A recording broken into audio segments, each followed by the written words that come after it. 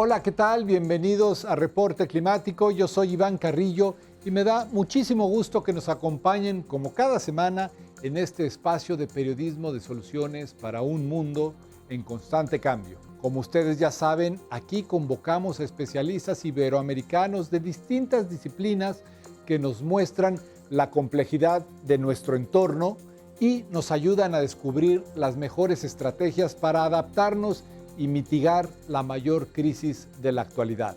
Hablamos, por supuesto, del cambio del clima a nivel global. En esta ocasión conversaremos con Enrique Maurtua.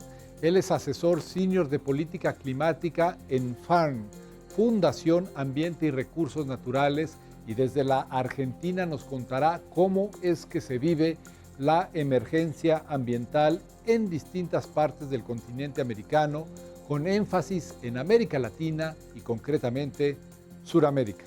Pero antes de empezar este recorrido, los invito a hacer otro viaje para conocer las principales noticias sobre el clima en el mundo. El cambio climático puede empeorar las pandemias, no solo las que afectan directamente al ser humano, sino también las que atacan a otras especies. Es el caso de la nacra, un tipo de mejillón gigante que vive en el mar Mediterráneo y que ha sido apreciado desde la antigüedad. Con un tamaño que puede alcanzar 1.2 metros, las nacras son un atractivo turístico que genera una importante derrama económica en la región. Además, ofrecen el servicio ambiental de filtrar el agua marina, manteniendo con ello la salud de los océanos. Sin embargo, todo esto está en riesgo debido a un parásito que, al menos desde 2016, infecta a las nacras del Mediterráneo, al punto de llevarlas al borde de la extinción. Los científicos piensan que el parásito ha sido transportado en el agua del lastre de las embarcaciones y el cambio climático ha facilitado su dispersión en todas las poblaciones de nacras estudiadas.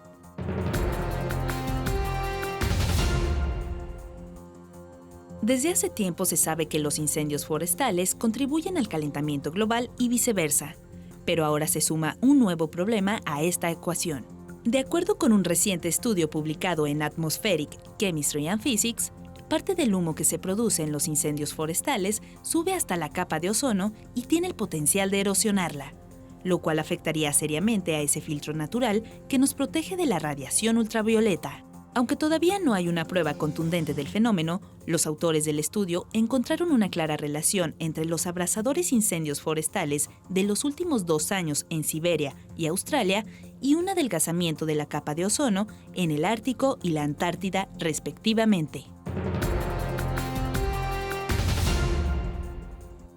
Según ha reportado la agencia EFE, los bosques de España constituyen una gran oportunidad para mitigar el cambio climático sin sacrificar el desarrollo económico de ese país. La clave está en aprovechar sus recursos de manera sostenible, asegurando la continua reforestación de los ecosistemas. Una alternativa, por ejemplo, es sustituir los materiales derivados del petróleo por aquellos que provienen de la madera. Otra opción es usar desechos como los de las cosechas, los aserraderos y los árboles que se tumban por su mal estado, para producir energía.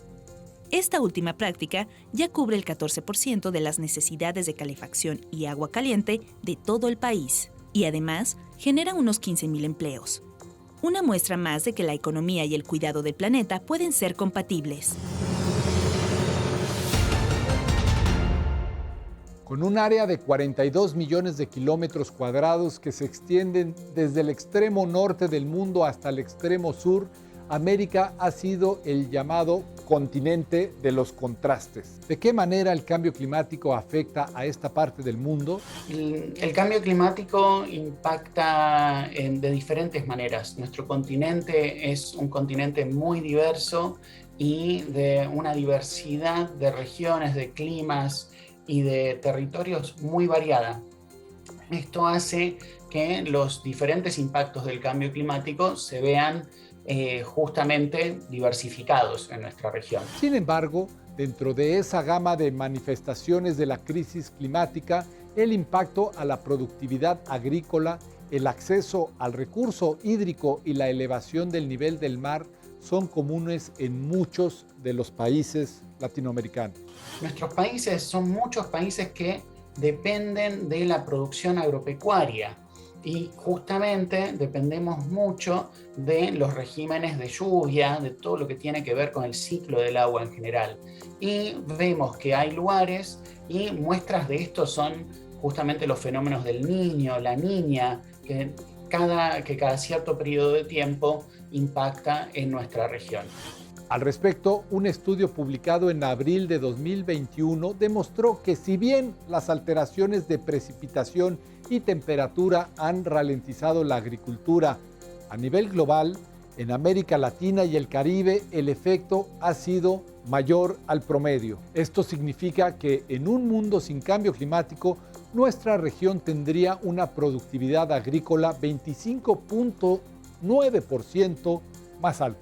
Como consecuencia del cambio climático, esto probablemente lo empecemos a ver con más frecuencia, fenómenos del Niño y de la Niña cada vez más seguidos o cada vez más fuertes. Entonces, en algunos lugares de nuestra región habrá excesos de agua, con muchas inundaciones y los impactos que las inundaciones pueden generar en nuestros cultivos, en nuestras producciones y en nuestras sociedades, poniendo en riesgo la vida de las personas, o por el contrario, periodos de sequía muy grandes que pueden llegar a poner nuevamente en riesgo las producciones de alimentos.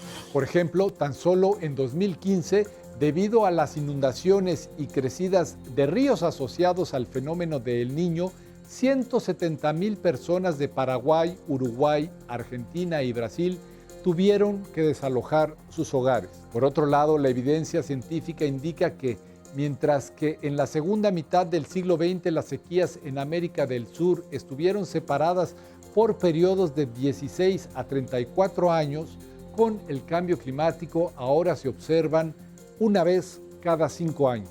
En el caso de Sudamérica en particular, hay un gran porcentaje de la población que vive en zonas costeras, así que la potencial subida del nivel del mar es lo que puede poner en riesgo a millones de personas que en nuestro continente están viviendo actualmente en las costas. En este sentido, los modelos indican que para 2100 podrían desaparecer zonas enteras de la región, como el área de Barranquilla en Colombia, la costa del lago de Maracaibo en Venezuela, Porto Alegre y Río de Janeiro en Brasil, los sitios turísticos de la costa este de Uruguay, así como las provincias de Entre Ríos y Buenos Aires en la Argentina. Pero los centros urbanos, las actividades humanas y la población en general no son las únicas golpeadas por el cambio climático en Sudamérica. Hay otra víctima más de la que nos habla Enrique Maurtua. Y ni hablar de los riesgos para la biodiversidad. La región sudamericana tiene una riqueza de biodiversidad que es envidiable y lamentablemente con el cambio climático la estamos poniendo en riesgo también. Por sí sola, Sudamérica posee el 40% de la diversidad biológica del mundo. Pese a ello, es también la región con la tasa más alta de pérdida de la biodiversidad, y esto, al igual que el cambio climático, está asociado con otro fenómeno, el de la migración humana. Cuando hablamos de cambio climático y hablamos de estos potenciales efectos que son peligrosos para la sociedad, empezamos a ver que al ponerse en riesgo las actividades productivas, los trabajos y la misma seguridad de las personas, muchas personas se ven obligadas a migrar. Y esto, si bien muchas veces lo hablamos en relación a los países insulares del Pacífico, por ejemplo, el Caribe en nuestro continente no está exento.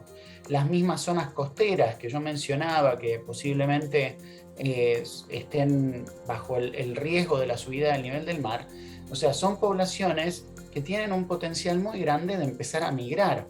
Y los países grandes de Sudamérica en particular podrían ser receptores de muchas de esas poblaciones que se estarían escapando de esos efectos adversos del cambio climático. Sin ir más lejos, en el Caribe no hace mucho, o sea, en lo que fue Antigua y Barbuda, toda una parte de la isla quedó devastada y forzó migraciones dentro del país. Eso en el futuro puede ser una nueva fuente de migrantes climáticos. ¿Y cuáles son los países que están cerca? Brasil, Colombia, Venezuela, México. Son los primeros que probablemente sean los receptores de esos países. Ese patrón migratorio ya es una realidad en Centroamérica, pues de acuerdo con testimonios recabados por la Organización de las Naciones Unidas, muchas personas de Honduras y Guatemala tuvieron que salir de sus países rumbo a México en noviembre de 2020 porque lo perdieron todo con el paso de los huracanes Iota y Eta. Enrique Maurtua no descarta que esto suceda pronto en otros países de la región como Argentina, un territorio que enfrenta sus propios retos debido a la crisis ambiental. El agua va a ser el principal problema para nuestra región. Y para un país como Argentina, esto no es menor, porque Argentina depende en una gran medida de sus exportaciones del sector agropecuario. Y esto es muy importante. ¿Por qué? Porque ya Argentina vio en 2018, por ejemplo, cómo se perdió el 1% del PBI por una gran sequía que azotó ese año. Entonces, ¿por qué? Por las exportaciones que no se pudieron hacer.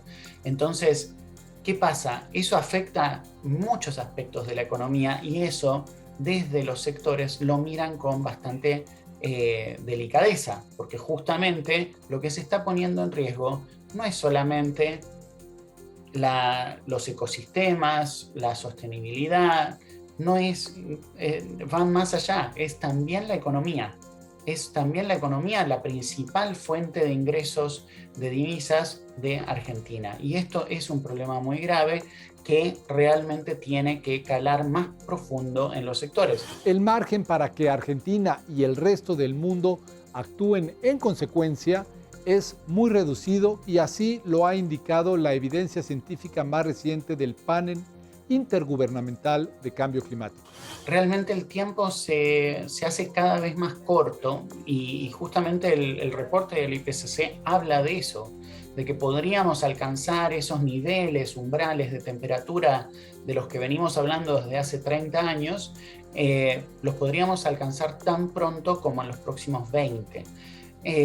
Y lamentablemente por ahí en Argentina lo que no se ve es una coherencia entre lo que son los compromisos internacionales y lo que son las políticas nacionales. Ahí lo que vemos es que justamente mientras Argentina está comprometida a nivel internacional a un nuevo compromiso a 2030 y una reducción de emisiones tal de llegar a la carbono neutralidad, famosa carbono neutralidad, o sea, de tener un balance neto cero de emisiones al año 2050, bueno, Argentina no está actuando en consecuencia. Pero sin duda, el gran compromiso de Argentina frente al cambio climático está anclado a su producción agropecuaria. Hay una realidad, Argentina es un país agrícola ganadero, es un país que tiene un nivel de industrialización del sector agropecuario que es importante.